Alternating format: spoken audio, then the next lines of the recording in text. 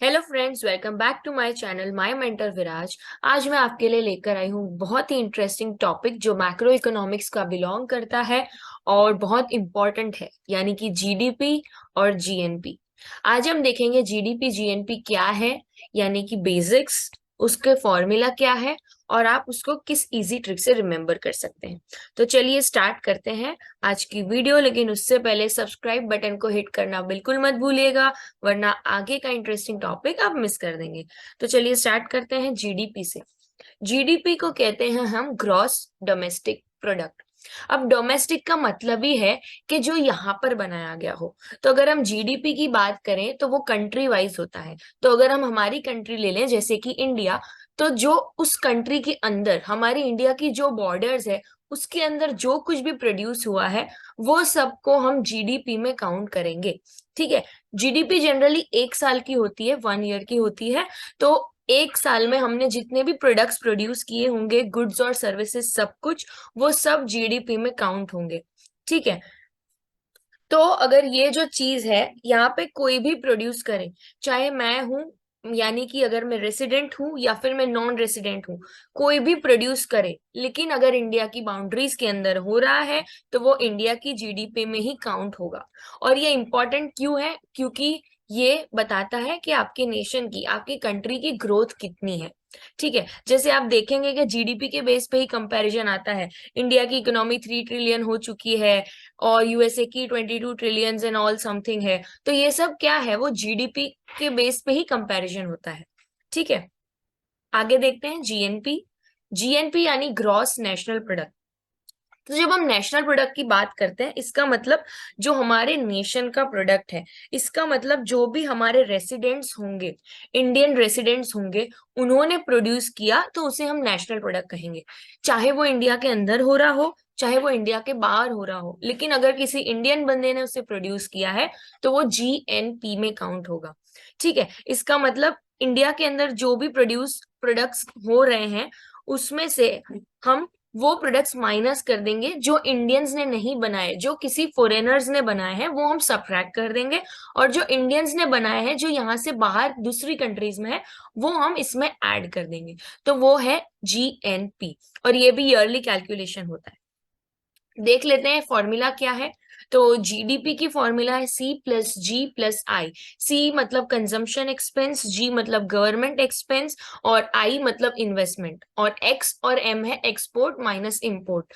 तो जो भी कंजम्पशन का एक्सपेंडिचर है, गवर्नमेंट का एक्सपेंडिचर है, प्लस जो इन्वेस्टमेंट हुआ है एक साल में वो सब, प्लस हमने कितना एक्सपोर्ट किया है उसकी अर्निंग्स, माइनस हमने जो इंपोर्ट्स किए हैं वो सब्ट्रैक्ट कर देंगे। तो ये जीडीपी की सिंपल सी फॉर्मूला है।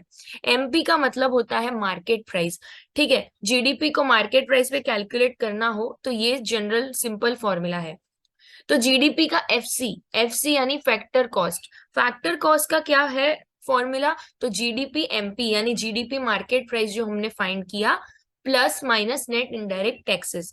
नेट इनडायरेक्ट टैक्सेस का मतलब क्या है? Subsidies minus taxes. जो सब्सिडीज हमको गवर्नमेंट से मिलती है वो सारी सब्सिडीज, माइनस जो हम टैक्स पे करते हैं, यानी कि benefits received minus taxes paid, उसका जो नेट आएगा वो प्लस भी हो सकता है माइनस भी हो सकता है, वो हम जीडीपी एमपी में ऐड या लेस करेंगे तो उससे हमको जीडीपी एफसी मिल जाएगा।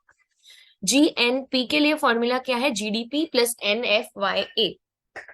एनएफवाई यानी net factor income from abroad, यानी वही चीज जो इंडियंस ने प्रोड्यूस किया है, वहां से जो पैसा यहाँ आ रहा है वो, माइनस जो फॉरेनर्स ने यहाँ प्रोड्यूस किया है, जो यहाँ से बाहर जा रहा है वो। तो जो इंडियंस ने भेजा वो ऐड करेंगे, जो यहाँ फॉरेनर्स ने बाहर भेजा अपनी कंट्री में वो सब्ट्रैक्ट करेंगे, उसको हम कहेंगे एनएफवाई। ठीक है। अब इजी ट्रिक क्या है इनको याद करने की, फॉर्मूला को याद करने की, कि जब भी आपको जीडीपी को जीएनपी में कन्वर्ट करना हो तो आप एनएफवाई को प्लस या माइनस करेंगे। अब जनरली प्लस ही होता है एनएफवाई, क्योंकि हम अर्निंग ज्यादा होती है और एक्सपेंसेस यानी जो फॉरेनर्स यहाँ से इनकम बाहर भेजते हैं वो कम होती है। बट देखा जाए तो इंडिया के केस में उल्टा है, यहाँ पे हम जनरली माइनस करते हैं। ओके। तो आप सिर्फ इतना याद रखिए कि जीडीपी को जीएनपी में कन्वर्ट करने के लिए NFY को ऐड या लेस करेंगे। MP को FC यानी मार्केट प्राइस को फैक्टर कॉस्ट में कन्वर्ट करने के लिए हम net indirect taxes add less करेंगे। और ग्रॉस को नेट, चाहे कोई भी हो, ये GDP हो या कहीं पे भी ग्रॉस और नेट आता हो, तो ग्रॉस को नेट में कन्वर्ट करने के लिए आप डेप्रिसिएशन को हमेशा सबट्रैक्ट करेंगे। ठीक है, तो कहीं पे भी अगर आप कंफ्यूज हो रहे हैं, याद नहीं आ रहा, समझ नहीं आ रहा, और नेट पूछी है ग्रॉस की जगह, तो आप हमेशा ग्रॉस को नेट करने के लिए डेप्रीसिएशन को माइनस करेंगे। ओके, तो आज का यहीं तक था सेशन। आप लोगों को बहुत बहुत थैंक यू, आपने मेरा वीडियो देखा, लेकिन जरूर से इसको सब्सक्राइब करिएगा क्योंकि अगला टॉपिक और भी ज्यादा इम्पोर्टेंट होने वाला है। और अगर आप चाहते हैं कि उसे आप मिस ना करें तो आपको सब्सक्राइब तो करना पड़ेगा। तो लाइक और शेयर और सब्सक्राइब जरूर कीजिएगा क्योंकि ये चीज बिल्कुल फ्री है। नॉलेज बांटने से बढ़ती है और मुझे आपका सपोर्ट चाहिए ताकि मैं नॉलेज हमेशा बांटती रहूं। तो आज के लिए बस इतना ही। Thank you guys, thank you for watching my video. Bye bye.